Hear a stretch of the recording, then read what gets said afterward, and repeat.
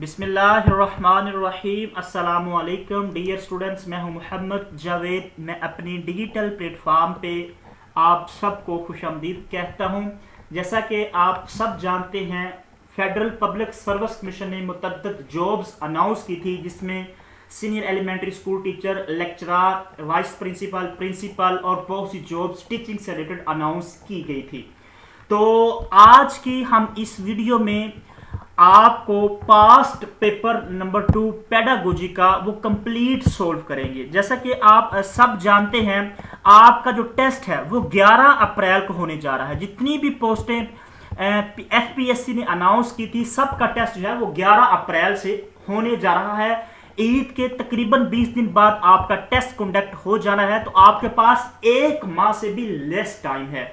तो आप time waste मत करें, आपका कंपटीशन पूरे पाकिस्तान के साथ है। तो इसमें सीनियर एलिमेंट्री स्कूल टीचर, जिसमें 40% आपको पेडागोजी का पोर्शन आना है और 60% आपको इंग्लिश का पोर्शन आना है। वाइस प्रिंसिपल, प्रिंसिपल में आपको तकरीबन ऑलमोस्ट जो है वो 2 पेपर होने हैं। दोनों में ही मैक्सिमम पेडागोजी है और 50% इसमें इंग्लिश है। बाकी आपका मैक्सिमम 80% जो पोर्शन है वो पेडागोजी से है।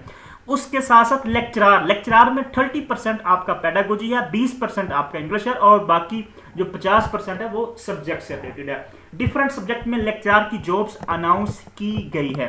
तो आज की हम इस वीडियो में, पहले भी हमने पास्ट पेपर पेडागोजी का सोल्व किया था और आज हम पास्ट पेपर नंबर 2 जो है वो सोल्व करने जा रहे हैं। हमारे पास नोट्स भी मौजूद है। हम आपको इस वीडियो में बताएंगे क्वेश्चन किस नोयत के आ रहे हैं, किस तरह के आ रहे हैं, हमें पेडागोजी का पोर्शन कहां से करना चाहिए, क्योंकि हमें एक एक मार्क्स के पीछे, एक एक नंबर के पीछे हमें मेहनत करनी पड़ेगी, तब जाके जो है वो हमारा टेस्ट जो है वो क्लियर होगा। इसमें नेगेटिव मार्किंग भी है, एमसीक्यू बेस्ड टेस्ट है और नेगेटिव मार्किंग भी है, ये खास ख्याल रखना। एक एक नंबर के पीछे हमें जो है वो मेहनत करनी पड़ेगी। तो पेडागोजी का बहुत से स्टूडेंट्स को इशू है। इंशाल्लाह जितनी मेरे चैनल पे वीडियोस पड़ी है, मैक्सिमम जो है वो पेडागोजी से रिलेटेड है, टीचिंग फील्ड से रिलेटेड है, आपको बहुत ज्यादा फायदा होगा। हमारे पास नोट्स भी मौजूद है, जिसमें 15 साल के पास्ट पेपर हैं पेडागोजी के और प्रैक्टिस पेपर भी शामिल है। 3000 प्लस एमसीक्यूज, जिसमें इंग्लिश के भी 900 एमसीक्यूज और 2100 प्लस पेडागोजी के एमसीक्यूज हैं। इंशाल्लाह आपका कोई भी जो क्वेश्चन है वो नहीं जो है वो रहेगा पेडागोजी से रिलेटेड। इंशाल्लाह तमाम तर क्वेश्चन क्लियर हो जाएंगे। हमने पहले भी पास्ट पेपर सोल्व किया था कंप्लीट पेडागोजी का, एफपीएससी का। आज हम पास्ट पेपर नंबर 2 सोल्व करने जा रहे हैं। वीडियो स्टार्ट करने से पहले आप सबसे रिक्वेस्ट है, चैनल को जरूर सब्सक्राइब कीजिएगा, वीडियो को जरूर लाइक कीजिएगा, शेयर भी कीजिएगा, ताकि जितने भी स्टूडेंट्स हैं सबका फायदा हो जाए। तो आज का जो पहला क्वेश्चन है, ये हम पेपर जो कर रहे हैं, ये 2025 का पेपर है। 2025 का फेडरल पब्लिक सर्विस कमीशन ने पेपर लिया था 2025 में, ये हम वो सोल्व कर रहे हैं पेडागोजी का। पहला जो क्वेश्चन है, the world education is derived from. ये जो एजुकेशन है, ये एजुकेशन आप सबने पढ़ा होगा। ये जो लफ्ज है, ये जो वर्ड है, ये किससे ड्राइव है, किस लैंग्वेज से निकला है? तो इसका जो राइट ऑप्शन है वो है Latin. B is the right option. ठीक है, ये ग्रीक नहीं है, ना ही अरबिक है, ना ही उर्दू का, ना ही इंग्लिश का, ये है लैटिन वर्ड है। ठीक है, ये क्वेश्चन हमारी इसी फाइल के अंदर जो पोर्शन है, history of education and Pakistan, जितने भी पेडागोजी के उसमें एक टॉपिक है education system and examination system और हिस्ट्री ऑफ एजुकेशन। तो इसके अंदर question number 836, the ancient Greek there were 2 educational system. तो उसमें 2 एजुकेशन सिस्टम थे। अगर आप इसकी थोड़ी सी तफसील में जाएंगे तो आपको समझ आएगी। Education is derived from a Latin word. ये जो अभी क्वेश्चन पूछा गया 2025 में पास पेपर में, एजुसेर मीन्स टू लीड। ठीक है, ये तमाम तर एक्सप्लेनेशन लिखी हुई है, इसका मतलब भी आपको आना चाहिए कि एजुसर जो एजुकेशन है वो किससे निकला है, एजुसर से, और इसका मतलब क्या है।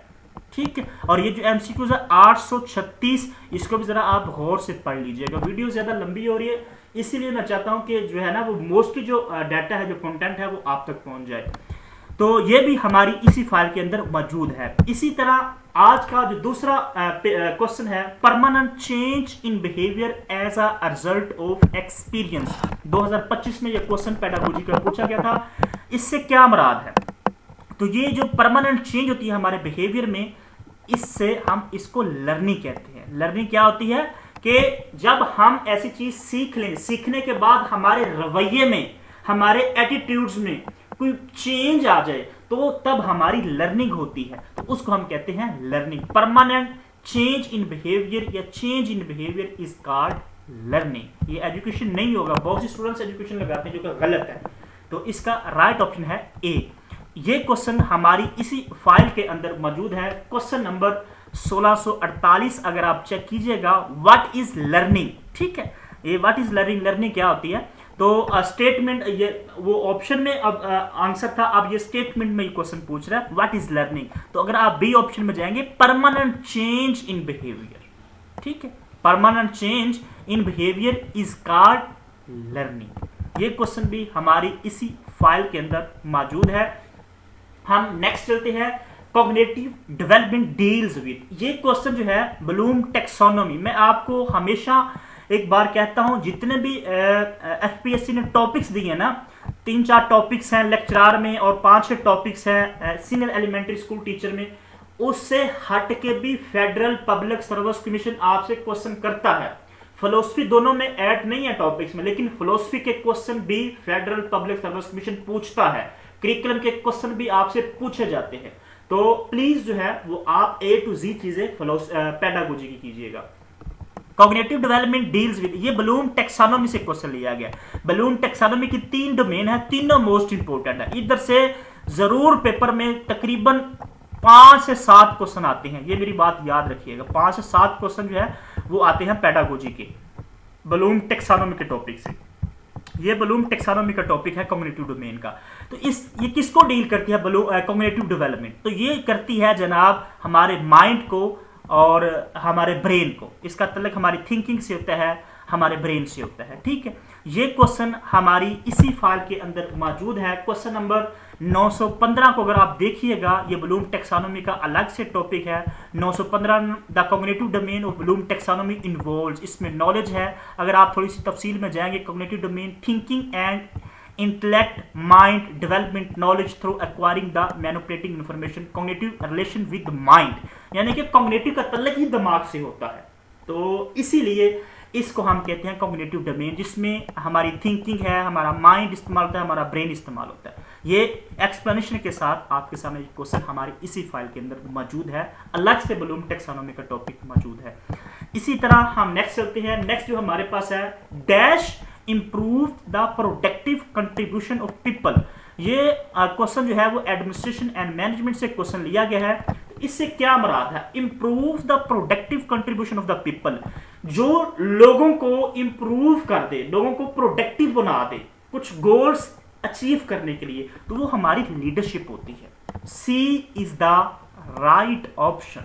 ठीक है, इसी तरह हम नेक्स्ट चलते हैं, पेडागोजी का पास्ट पेपर नंबर 2 का next question, what is called education acquired without any specific purpose. ये विदाउट लिखा हुआ है, ये क्वेश्चन की स्टेटमेंट को आपने ध्यान से पढ़ना है। मैं बार बार कह रहा हूं, अगर आपको क्वेश्चन समझ आ गया तो आप जवाब जरूर ठीक लगाएंगे। ऐसी एजुकेशन जो विदाउट कोई इसका पर्पस ना हो, कोई फिक्स्ड पीरियड ना हो, कोई फिक्स्ड प्लेस ना हो, उसको हम क्या कहते हैं, तो उसको हम कहते हैं इनफॉर्मल एजुकेशन। ये 3 ही मूड होते हैं एजुकेशन के, फॉर्मल, इनफॉर्मल और नॉन फॉर्मल। ये तीनों इंपॉर्टेंट है। 2 क्वेश्चन जरूर पेपर में इनसे पूछे जाते हैं घुमा शुमा के। आपके कंसेप्ट क्लियर हो, कोई भी क्वेश्चन आ जाए तो आप आराम से सोल्व कर सकते हैं। जिसका कोई खास पर्पस होता है, कोई खास पीरियड होता है, कोई खास प्लेस होती है, वो होती है हमारी फॉर्मल एजुकेशन, जो हमारे स्कूलों में दी जाती है, यूनिवर्सिटीज में दी जाती हैं, कॉलेजेस में दी जाती है, जिनके पीरियड्स होते हैं, जिनका कोई टाइम होता है, टाइम टेबल होता है, कोई पर्पस होता है, कोई कंटेंट होता है, कोई सिलेबस होता है, कोई प्लेस होती है, उसको हम कहते हैं फॉर्मल एजुकेशन। अब जिसका कोई पर्पस ही नहीं है, कोई पीरियड ही नहीं है, कोई प्लेस ही नहीं है, विदाउट, तो उसको हम कहते हैं इनफॉर्मल एजुकेशन। इनफॉर्मल एजुकेशन को हम लाइफ लॉन्ग कहते हैं। ये हमारी पैदाइश से लेकर हमारी जो है वो डेथ तक चलती है, ये होती है इनफॉर्मल एजुकेशन। समझ आ गई? ये क्वेश्चन भी हमारी इसी फाइल के अंदर मौजूद है। क्वेश्चन नंबर 347 अगर चेक कीजिएगा, informal education is just, schooling में नहीं है, टाइम बोर्ड में नहीं है, प्री प्लान में नहीं, ये लाइफ लॉन्ग होती है। C is the right option. Informal education is some way the opposite of formal education. ये एजुकेशन की मुखालफ करती है फॉर्मल एजुकेशन की। ये इनफॉर्मल एजुकेशन एक दूसरे के अगेंस्ट है। Informal education is the truly life long process where every individual acquire attitude, values, skills and knowledge from daily experience. यानी कि जो हम एटीट्यूड्स को सीख लेते हैं, कोई रवैया, कोई वैल्यूज, कोई नॉलेज, जैसे कि हम फॉर एग्जांपल बाहर जाते हैं, प्ले ग्राउंड्स में जाते हैं, अपनी फैमिली से सीख लेते हैं, किसी बुजुर्गों से सीख लेते हैं, बच्चों से सीख लेते हैं, मस्जिद में जाते हैं, चलते फिरते सीख लेते हैं। ये लाइफ लॉन्ग है, कुछ ना कुछ सीखते रहते हैं। इसको हम कहते हैं इनफॉर्मल, जिसका कोई पीरियड नहीं है, कोई टाइम टेबल नहीं है, कोई बाउंड नहीं, इसको हम कहते हैं इनफॉर्मल। ये क्वेश्चन है भी हमारी इसी फाइल के अंदर तफसील के साथ। इसके अलावा और भी क्वेश्चन है, ठीक है, और भी इनफॉर्मल के क्वेश्चन है, हर एंगल से समझाए गए। हर क्वेश्चन आपको एक्सप्लेनेशन के साथ मिलेगा। अगर आपको ये फाइल चाहिए जिसमें 3000 एमसीक्यूज मौजूद है, कितने? 3000 एमसीक्यूज, जिसमें इंग्लिश के 900 एमसीक्यूज हैं और इसके साथ साथ 2100 एमसीक्यूज है वो पेडागोजी की है। Pedagogy and English notes FPSC, जिसमें सीनियर एलिमेंट्री स्कूल टीचर के, लेक्चरर, वाइस प्रिंसिपल, प्रिंसिपल की मुकम्मल इंशाल्लाह तैयारी आपको मिलेगी, पेडागोजी की और इंग्लिश की, दो की, ठीक है। और इसी फाइल में 15 साल के पास्ट पेपर भी मौजूद हैं पेडागोजी के, पास्ट पेपर 15 इयर्स पेडागोजी के, ठीक है। ये 3000 की एक मुकम्मल फाइल है जिसमें इंग्लिश और पेडागोजी के क्वेश्चन मौजूद हैं एक्सप्लेनेशन के साथ, और 15 साल पास्ट पेपर भी। अगर आपको ये फाइल चाहिए, ये हमारे 2 नंबर है 0303 9099 0313 47 45 525। इन दोनों नंबर पे व्हाट्सएप कीजिएगा, आपको इंशाल्लाह इन्फॉर्मेशन मिल जाएगी। ये थोड़ी सी पेड है क्योंकि हमने एक इस पे बड़ा काम किया होगा। हम नेक्स्ट चलते हैं, ये अपडेटेड फाइल है 2026 के मुताबिक। नेक्स्ट क्वेश्चन है, which branch of philosophy deals with knowledge, its structure, method and validity. ये क्वेश्चन बार बार रिपीट होता है, मैं आपको पहले भी ये क्वेश्चन मुतअद्दिद बार जो है वो रिपीट हो चुका है, और ये वेरी वेरी इंपॉर्टेंट क्वेश्चन है, ठीक है। अब ये पूछ रहा है वो कौन सी फिलॉसफी की ब्रांच है जो डील करती है किसको? नॉलेज को डील करती है, उसके स्ट्रक्चर को डील करती है, तो उसको हम कहते हैं epistemology, right. D is the right option. ये क्वेश्चन मैं आपको इसकी तफसील समझाता हूं। हमारी इसी फाइल के अंदर 217 नंबर क्वेश्चन मौजूद है। Metaphysics deal with nature of, ये पीपीएससी में भी क्वेश्चन आ चुका है 2020 में, और 2025 में क्वेश्चन आ चुका है एफपीएससी में भी। अब इसकी there are 3 term, ontology, axiology and epistemology, ठीक है। ओंटोलॉजी और मेटाफिजिक्स ये दोनों सेम है। ये क्वेश्चन भी पूछा जाता है ओंटोलॉजी का दूसरा नाम क्या है या मेटाफिजिक्स का दूसरा नाम क्या है, ठीक है। ये दोनों सेम है। ये जो मेटाफिजिक्स ओंटोलॉजी है ये रियलिटी को डील करती है, it deals with nature of reality. Epistemology knowledge, ये डील करता है नॉलेज को। एक्सोलॉजी वैल्यूज को डील करता है। ये तीनों इंपॉर्टेंट टर्म्स हैं, ये मैंने आपको बता दें, ये भी हमारी इसी फाइल के अंदर मौजूद है।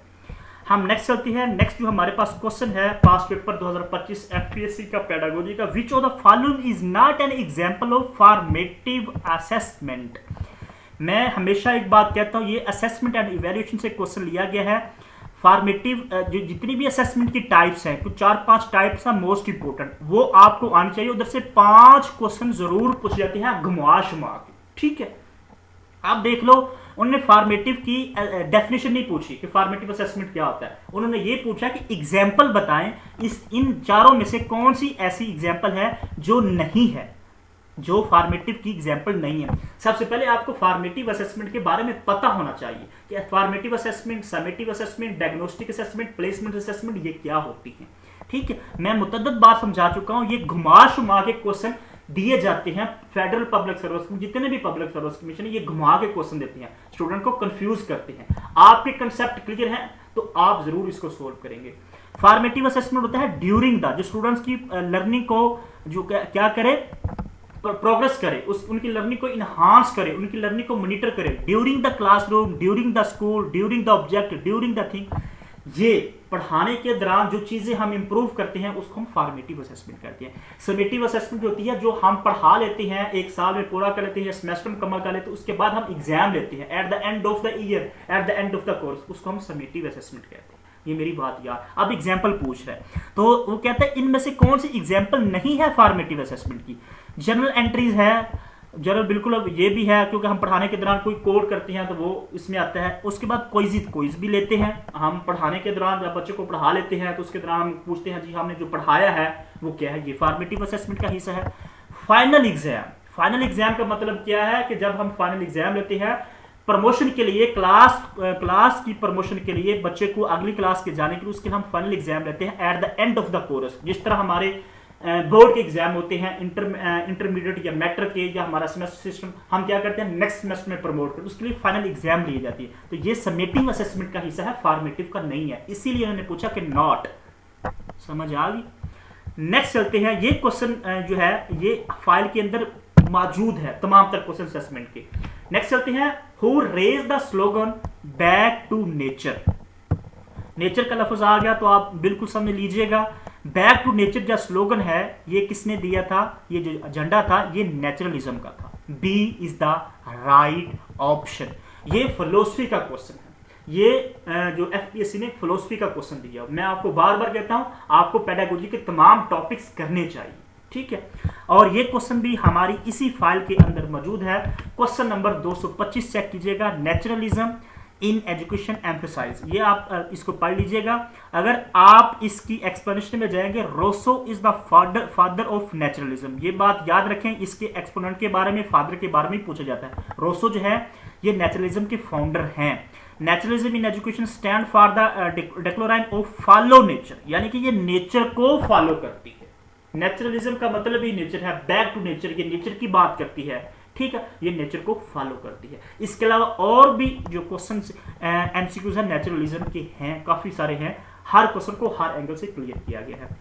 नेक्स्ट चलते हैं, नेक्स्ट जो हमारे पास क्वेश्चन मौजूद है, spiritual values in education strongly advocated by. Very very important question. Spiritual values in education, जो स्पिरिचुअल वैल्यू होती है वो किस, ये भी फिलोसफी का क्वेश्चन है। 8 से 9 फिलोसफीज हैं, उनको आप कर लीजिएगा, आपके 4 से 5 क्वेश्चन जरूर क्लियर हो जाएंगे। फिलोसफी से जरूर क्वेश्चन देता है, ये तीसरा क्वेश्चन फिलोसफी का आ चुका है। स्पिरिचुअल वैल्यूज इन एजुकेशन, ये किसकी फिलोसफी है, ये है आइडियलिज्म की।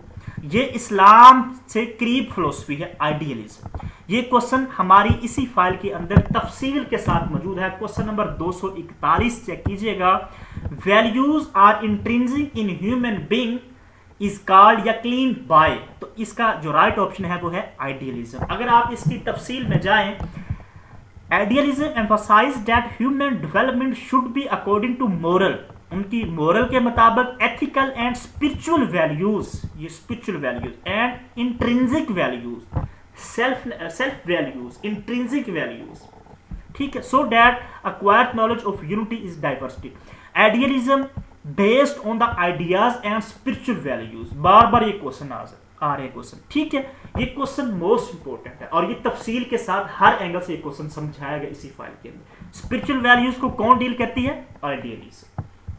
हम नेक्स्ट चलते हैं। नेक्स्ट जो हमारे पास क्वेश्चन मौजूद है, curriculum could not be built without which things. Curriculum जो होता है वो किसकी ऐसी कौन सी इनमें से ऐसी चीज है जिस पे वो बिल्ट नहीं होता, ये क्वेश्चन पूछा गया, नॉट का लफ्ज, ठीक है।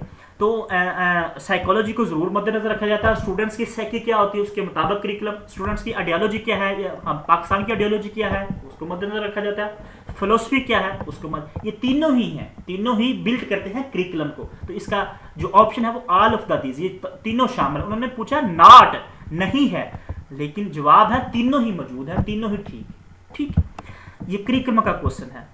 इसी तरह हम नेक्स्ट चलते हैं। नेक्स्ट जो हमारे पास है इफेक्टिव डोमेन, ये फिर बेलोम टैक्सोनॉमी का क्वेश्चन आ चुका है। Effective domain focuses on adaptation of value system as a part of lifestyle is called. ये किस स्टेज में या किस लेवल में आती है, इफेक्टिव डोमेन की किस स्टेज में आती है, ये है करेक्टराइजिंग बी इज द। अगर वैल्यू सिस्टम की बात की जाए तो इसका जो राइट ऑप्शन होगा वो करेक्टराइजिंग होगा।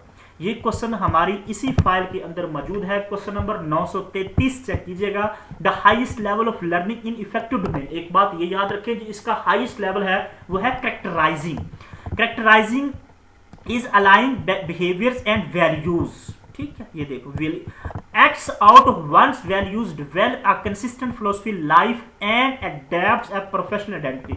Characterizing is the highest level, यानी कि behaviors and values की बात करें जिसको हम अचीव कर लेते हैं तो उसको हम कहते हैं characterizing. ये हाईएस्ट जो है ये स्टेज है इफेक्टिव डोमेन की. तीनों डोमेन है. ये दूसरा क्वेश्चन ब्लूम टेक्सोनोमी का आ चुका है.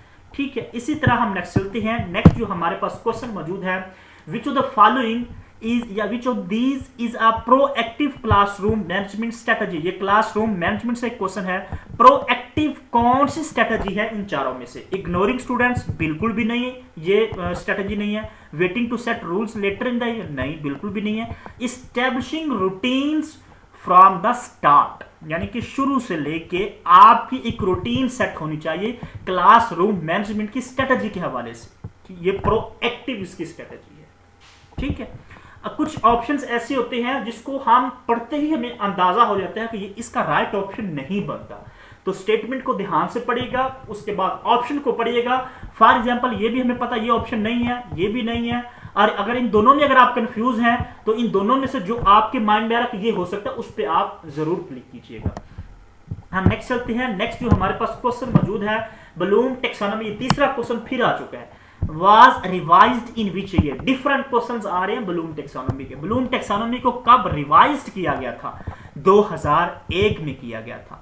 ये क्वेश्चन भी हमारी इसी फाइल के अंदर मौजूद है. क्वेश्चन नंबर 940 ब्लूम टेक्सोनॉमी का अलग से टॉपिक है, अगर आप इसको पढ़िएगा. Bloom taxonomy was created 1956. Bloom taxonomy पहली थी वो 1956 में क्रिएट की गई थी.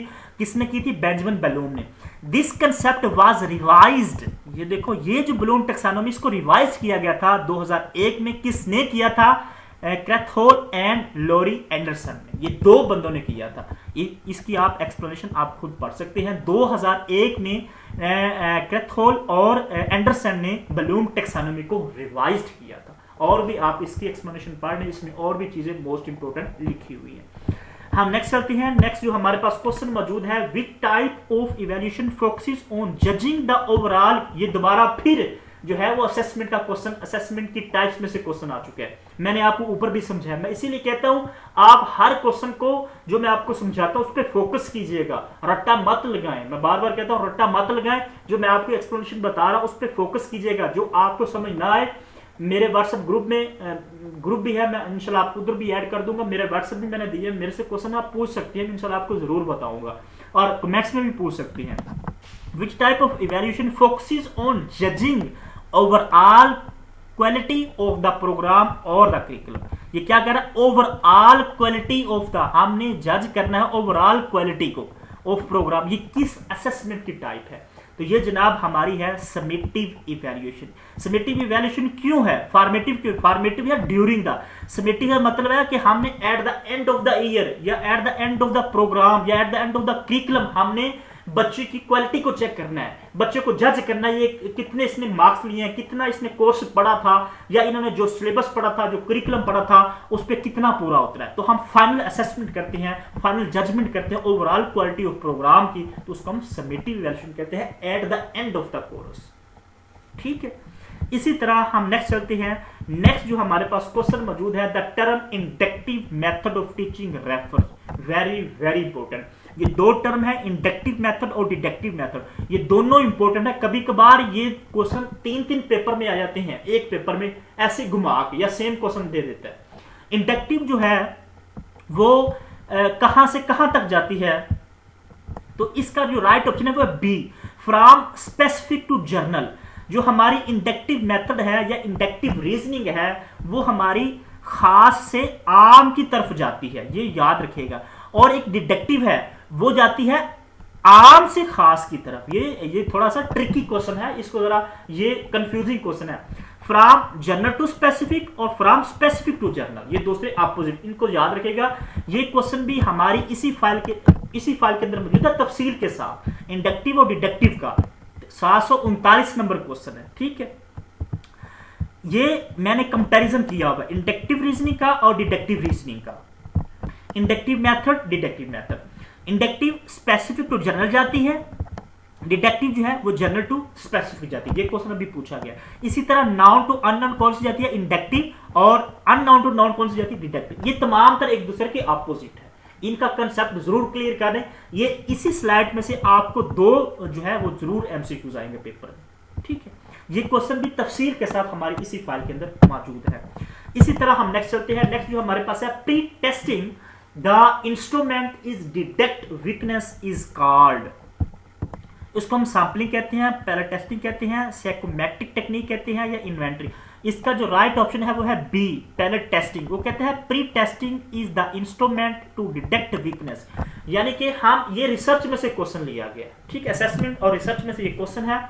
जो हम रिसर्च, जब हम रिसर्च करते हैं ना, रिसर्च करने से पहले हम जो है आप कहने के एक सैंपल के तौर पे हम एक टेस्ट करते हैं कि उसको हम कहते हैं पैरेलल टेस्टिंग। आपके जो सुपरवाइजर होते हैं वो कहते हैं आपने पैरेलल टेस्टिंग किया। पैरेलल टेस्टिंग का मतलब ये होता है, या पैरेलल स्टडी का मतलब ये होता है कि आप छोटे पैमाने पे जो है वो स्टडी करते हैं, कि स्टडी करने के बाद हमें पता चलता है जो हमने स्टडी करनी है उसमें कौन सी वीकनेस हमें पता चलती है, या कौन सी हम उसको इंप्रूव कर सकते हैं, ठीक है। तो parallel testing B is the right option. ये क्वेश्चन तफसील के साथ इसी फाइल के अंदर मौजूद है। 779 question. A small scale research study is conducted prior to the large and final study, यानी कि फाइनल स्टडी या लार्ज स्टडी करने से पहले हम छोटे स्केल पर स्टडी करते हैं चेक करने के लिए, तो उसको हम पायलट स्टडी कहते हैं। ये एक्सप्लेनेशन में जाएं, ये वेरी इंपॉर्टेंट एक्सप्लेनेशन लिखी हुई है। अब pilot study also known as feasibility study, इसको फिजिबिलिटी स्टडी भी कहते हैं। Is a small scale primarily, इसको प्राइमरली स्मॉल स्केल प्राइमरली भी कहते हैं। Study conducted before the main research, main research करने से पहले इसको किया जाता है, ताकि हमें पता चले कि हमारी जो रिसर्च में कौन सी वीकनेस है, कौन सी इंस्ट्रूमेंट यूज होने हैं, कैसे यूज होने हैं, ठीक है।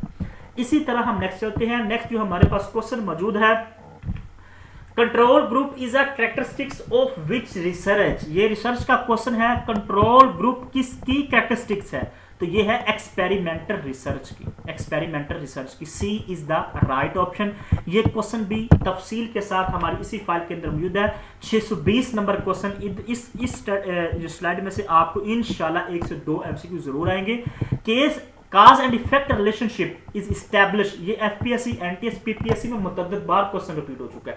Cause and effect experimental research में हम देखते हैं, इसकी एक्सप्लेनेशन में जाएं। सम मेन कैरेक्टरिस्टिक लिखी हुई है। It establish cause and effect relationship, experimental research है, cause and effect relationship establish करती है, मैनिपुलेट वेरिएबल्स को, और कंट्रोल ग्रुप, ये अभी क्वेश्चन पेपर में है जो हमने अभी सोल्व किया। Control group and experimental group are used in experimental research. इसके साथ रैंडमली ग्रुप होते हैं, इफेक्ट ऑफ इंडिपेंडेंट वेरिएबल का होता है, डिपेंडेंट टेस्टिंग। ये तमाम का जो एक्सप्लेनेशन है, ये वेरी वेरी एक एक जो पॉइंट है ये आपकी इंशाल्लाह जरूर मदद करेगा। ये खुद चेक कर लें कितनी मेहनत के साथ इस फाइल को कंपाइल किया गया, एवरी सिंगल क्वेश्चन की एक्सप्लेनेशन लिखी हुई है, ताकि स्टूडेंट जो है वो हर एंगल से क्वेश्चन क्लियर करे। अगर आपको ये फाइल चाहिए तो जिसमें 3000 एमसीक्यूज आपको मिलेंगे, और इसमें 15 साल के पास्ट पेपर भी इसी फाइल में मौजूद है, और 3 इसमें प्रैक्टिस पेपर भी। आप फाइल को करने के बाद प्रैक्टिस भी कर सकती हैं, प्रैक्टिस पेपर नीचे दिए गए। पेडागोजी और इंग्लिश की जो नोट्स है तमाम पोस्टों के लिए, जिसमें सीनियर एलिमेंट्री टीचर है, वाइस प्रिंसिपल, प्रिंसिपल, लेक्चरार की जो पोस्ट है जिसमें पेडागोजी इंग्लिश का पोर्शन है, वो हमारे पास अवेलेबल है। अगर आपको ये नोट्स चाहिए 030390999856, 0313 47 45 525, ये दोनों नंबर मेरे व्हाट्सएप पे मौजूद हैं। इन दोनों नंबर पे आप कांटेक्ट कर सकते हैं। नेक्स्ट चलते हैं। नेक्स्ट जो हमारे पास क्वेश्चन मौजूद है, in classroom management fair and firm means, ये क्लासरूम मैनेजमेंट का क्वेश्चन लिया गया है। फेयर एंड फर्म का क्या मतलब होता है क्लासरूम में, तो इसका जो मतलब होता है being not consistent with rules, not तो नहीं आएगा, बीइंग लीनियंट नहीं आएगा, being consistent with rules and consequences, आपको हमेशा रूल के साथ कंसिस्टेंट रहना चाहिए, एक कंसेक्यूटिव वे में चलना चाहिए, इसका मतलब ये होता है फेयर एंड फर्म का, ठीक है। ये क्लासरूम मैनेजमेंट के हवाले से इंपॉर्टेंट क्वेश्चन है। A is the right option. Next चलते हैं। नेक्स्ट जो हमारे पास है, the main goal of classroom management is to, तो मेन गोल क्या होता है, मेंटेन। अब आपने ना, अगर आपको क्वेश्चन समझ आ चुका तो आपकी स्टेटमेंट पे जाए, जो स्टेटमेंट आपको लगती है कि इसकी ये 110% है इन तमाम स्टेटमेंट से, उस पर आप क्लिक करें। अब देखिए मेन गोल पूछा गया, क्लासरूम के बहुत सी गोल होते हैं, आप जानते हैं ना, अगर हम इसको पढ़ें, maintain silent at all the time, यानी कि साइलेंस होनी चाहिए लेकिन ऑल द टाइम, ये आ गया, ये तो नेगेटिव, थोड़ा सा नेगेटिव में चला गया। साइलेंस भी क्लासरूम में होनी चाहिए जब टीचर पढ़ा रहा होता है। Increase workload for the students, ये भी इसमें आता है लेकिन बहुत कम नेगेटिव, यानी कि जब स्टूडेंट्स शोर मचाते हैं, क्लास मैनेजमेंट का ये भी गोल है कि बच्चों को जो है ना वो काम दिया जाए, थोड़ा सा बढ़ा दिया जाए ताकि वो शोर कम करें, ठीक, ये भी आता है। फैसिलिटेट इफेक्टिव लर्निंग, इन तीनों चारों में से जो सी ऑप्शन है वो राइट ऑप्शन है। क्यों? ये तो ये भी है लेकिन ये ज्यादा पायदार नहीं है। इस तरह के क्वेश्चन पीपीएससी में पूछे जाते हैं, ठीक है। जो चारों में से आपको ठीक लगे कि ये है, अब शक्ल से नजर आ रहा है, facilitate effective learning, effective learning को फैसिलिटेट किया जाता है, मेन गोल होता है क्लासरूम, ठीक है। नेक्स्ट चलते हैं। नेक्स्ट जो हमारे पास क्वेश्चन मौजूद है, the literal meaning of philosophy is. अब फिलोसफी का लिटरल मीनिंग पूछा गया। फिलोसफी अलग एक सब टॉपिक है, हमें इसके बारे में पता होना चाहिए। तो इसका जो मतलब होता है वो लव ऑफ विजडम होता है। B is the right option. ये क्वेश्चन भी हमारी इसी फाइल के अंदर फिलोसफी वाला टॉपिक 209 नंबर क्वेश्चन अगर आप पढ़िएगा, the word philosophy is derived from two words, philo and sophia, दो लफ्जों से मिलकर बना है। ये दोनों ग्रीक, अगर इसके एक्सप्लेनेशन में जाएंगे, the word philosophy comes from a combination of two Greek words which are philo and sophia. Philo का मतलब होता है लव एंड सोफिया का मतलब होता है विजडम। तो इसका क्या मतलब बना? Love of wisdom. समझ आ गई? इसी तरह हम नेक्स्ट चलते हैं। नेक्स्ट जो हमारे पास क्वेश्चन मौजूद है, inquiry based learning encourage students to.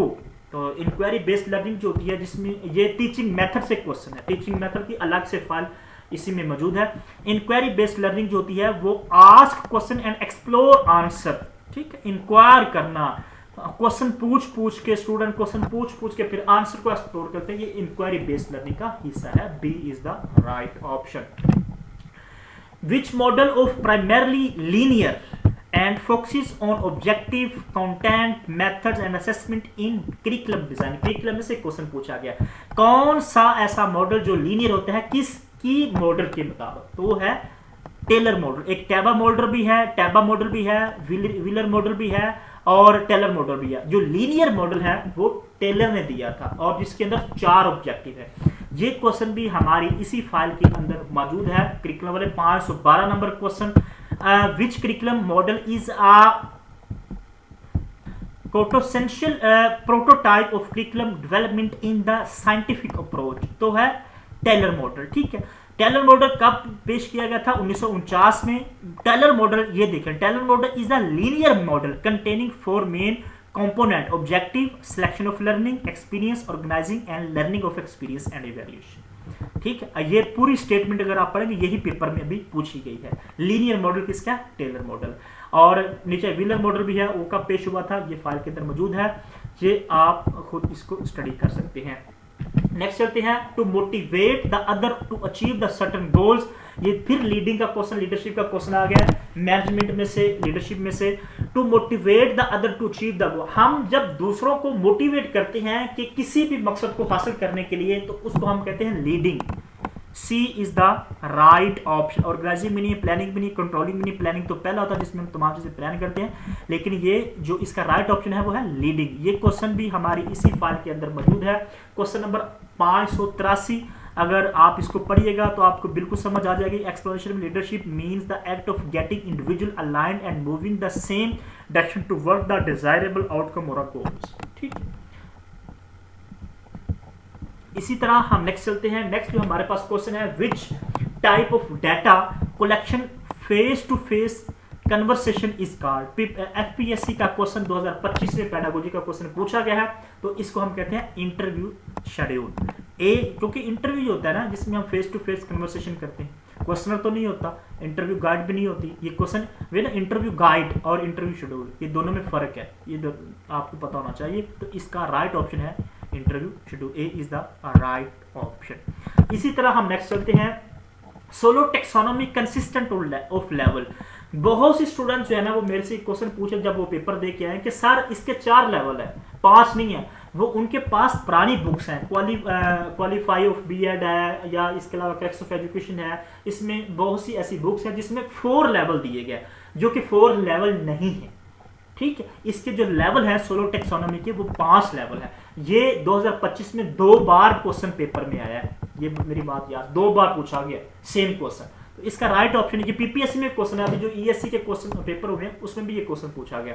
C is the right option. 5 कितने हैं? 5। ये क्वेश्चन हमारी इसी फाइल के अंदर तफसील के साथ मौजूद है। सोलो टेक्सोनॉमी के 945 कितने लेवल हैं फाइल के अंदर? क्वेश्चन 945, 5 लेवल है। कौन कौन सी है? Pre structure, unistructure, multi structure, rational और एक्सटेंड एब्स्ट्रैक्ट। ये पांचों के पांचों मैंने लिख दी और ये क्वेश्चन भी मुतअद्दिद बार रिपीट हो चुके हैं, पीपीएससी में भी, एफपीएससी में भी, एमटीएस में भी। ये क्वेश्चन मोस्ट इंपोर्टेंट है। 5 लेवल है, मैंने पांचों आपको बता दिए हैं। नेक्स्ट चलते हैं। नेक्स्ट भी हमारे पास क्वेश्चन मौजूद है, एक्सोलॉजी इन फिलोसफी डील्स विद। आप देख लो ये दोबारा फिर क्वेश्चन आ चुके हैं जो फिलोसफी की ब्रांचेस हैं उनमें से। पहले एपिस्टेमोलॉजी में आया था, आपको याद होगा, मैंने अभी इसी वीडियो में मैंने दूसरा तीसरा क्वेश्चन था। अब फिर इसी पेपर में 2025 के पेपर में दूसरा क्वेश्चन पूछ रहा है एक्सोलॉजी से related. Axiology in philosophy deals with values, तीनों मैंने आपको पढ़ाई, ठीक है। इसी तरह अगर आप स्टडी करेंगे ना तो इंशाल्लाह आपका पेडागोजी का कोई मसला नहीं रहेगा। C is the right option. इसी तरह हम नेक्स्ट चलते हैं, the Socratic method also known as. Very very important question, बार बार रिपीट होता है, ये मेथडोलॉजी से क्वेश्चन है। सोक्रेटिक मेथड को दूसरे लफ्जों में हम क्या कहते हैं? Question answer method. C is the right option. ये क्वेश्चन भी हमारी इसी फाइल के अंदर मौजूद है। टीचिंग मेथडोलॉजी के पोर्शन में से पहला ही क्वेश्चन है 796 नंबर, the Socratic method is also known as question answer method. इसकी आप एक्सप्लेनेशन खुद स्टडी कर सकते हैं। इसी तरह हम नेक्स्ट चलते हैं। नेक्स्ट जो हमारे पास क्वेश्चन मौजूद है, under national education policy 1972 free education was recommended up to classes. ये एजुकेशन पॉलिसी से क्वेश्चन लिया गया है। पाकिस्तान की एजुकेशन पॉलिसी से बहुत सी क्वेश्चंस आते हैं, वो भी आपको आने चाहिए। इसका राइट जो ऑप्शन है वो है 10। 10वीं क्लास तक जो है फ्री एजुकेशन की किस पॉलिसी में ये रिकमेंड की गई थी? 1972 की पॉलिसी में। ये वेरी वेरी इंपॉर्टेंट क्वेश्चन है, पॉलिसी भी वेरी वेरी इंपॉर्टेंट है जिसमें बहुत से काम हुए हैं। ये क्वेश्चन हमारी इसी फाइल के अंदर मौजूद है। 957 in which policy and the compulsory and free education up to 10 classes was recommended in 1972। D is the right option. Note में Abdul Hafeez Pirzada was the minister of education under the president Zulfikar Ali Bhutto. ये जो policy थी 1972 की, ये जुल्फकार अली भुट्टो जब प्रेसिडेंट थे तब पेश की गई थी। और उस वक्त के एजुकेशन मिनिस्टर कौन थे? अब्दुल हफीज पीरजादा, जिसने ये पेश की थी 1972 में। इसमें 10 year education free and compulsory होगी सबके लिए, ठीक है। हम नेक्स्ट चलते हैं, ये भी इसी फाइल के अंदर क्वेश्चन मौजूद है, आप चेक कर सकते हैं। नेक्स्ट चलते हैं, एन आउटलाइन। ये भी मोस्ट इंपोर्टेंट क्वेश्चन, थोड़ा सा ट्रिकी क्वेश्चन है। एन आउटलाइन या कंफ्यूजिंग क्वेश्चन कह सकते हैं। An outline of the topic of the subject to be covered in a specific time is called. अब देखो ये क्वेश्चन ये पूछ रहा है कि an outline of the topic, जो हमारे टॉपिक की आउटलाइन होती है, ये फॉर एग्जाम्पल ये आउटलाइन हमारी, ठीक है, ये टॉपिक की आउटलाइन ऑफ द सब्जेक्ट, एक सब्जेक्ट टू कवर स्पेसिफिक, एक खास टाइम हम उसको कवर करते हैं, उसको हम क्या कहते हैं? उसको हम कहते हैं syllabus. C is the right option. ये क्वेश्चन जो इसकी 2-3 टर्म में है, इसी फाइल के अंदर 468 नंबर क्वेश्चन देखिए, 468 question. Syllabus is the part of curriculum. अब there are important terms in curriculum. Syllabus is the part of curriculum and outline of the topic of a subject to be covered in a specific time is called syllabus. बिल्कुल same question इसी file के अंदर मौजूद है। Detail content of the subject for the class is called course. Course किसको कहते हैं? जिसमें सब्जेक्ट की डिटेल होती है उसको हम कहते हैं कोरस। कोरस और सिलेबस की समझ आ गई। सिलेबस क्या होता है? जो हमारी आउटलाइन होती है एक सब्जेक्ट की, उसको हम क्या कहते हैं? सिलेबस। कोर्स किसको कहते हैं? जो कि डिटेल कंटेंट होता है सब्जेक्ट का, जो सब्जेक्ट के अंदर डिटेल लिखी होती है ना तमाम तर चीजों की, तमाम तर क्लासों की, उसको हम कहते हैं कोर्स। कोर्स की दूसरी डेफिनेशन है, course is a series of planned units related to each other. जो उसके यूनिट्स होते हैं, यूनिट नंबर 1, 2, 3, 4, उसको हम कोर्स कहते हैं। ये क्वेश्चन मोस्ट इंपोर्टेंट है, ठीक है। ये आज की थी ये वीडियो। अगर आपको ये फाइल चाहिए, आपने खुद चेक कर लिया कितने क्वेश्चन आ रहे हैं, जिसमें 15 साल पास्ट पेपर भी मौजूद है, senior elementary school teacher, lecturer, vice principal, principal, जितने भी इसके अंदर पेडागोजी के ऑप्शन क्वेश्चन और इंग्लिश के हैं वो हमारे पास अवेलेबल है। 3000 की ये फाइल 3000 MCQs की मुकम्मल तैयारी के साथ, जिसमें 15 साल पास पेपर भी। अगर आपको ये फाइल चाहिए 030390999856, ये हमारा एक नंबर है व्हाट्सएप पे। दूसरा हमारा नंबर है 0313474525, इन दोनों नंबर पे व्हाट्सएप कीजिएगा, आपको इन्फॉर्मेशन मिल जाएगी। ये फाइल थोड़ी सी पेड है, आपने चेक कर लिया हमने कितनी मेहनत की, आपको एक एक जो है वो क्वेश्चन समझाया एक्सप्लेनेशन के साथ, ताकि जितने भी स्टूडेंट्स हैं उनका ज़्यादा से ज़्यादा फायदा हो जाए। अगर आपको किसी क्वेश्चन की समझ नहीं आई या किसी टॉपिक अगर आपको समझ नहीं है तो आप मुझे बताइएगा, पेडागोजी का मैं उसकी वीडियो बना दूंगा। कोई क्वेश्चन आपके दिमाग में है आप मेरे से ज़रूर पूछ लीजिएगा। अल्लाह आप सबको कामयाब करे, हमारी दुआ है। अल्लाह आप सबको इंशाल्लाह कामयाब ज़रूर करेगा। चैनल को ज़रूर सब्सक्राइब कीजिएगा, वीडियो को ज़रूर लाइक कीजिएगा। Thank you.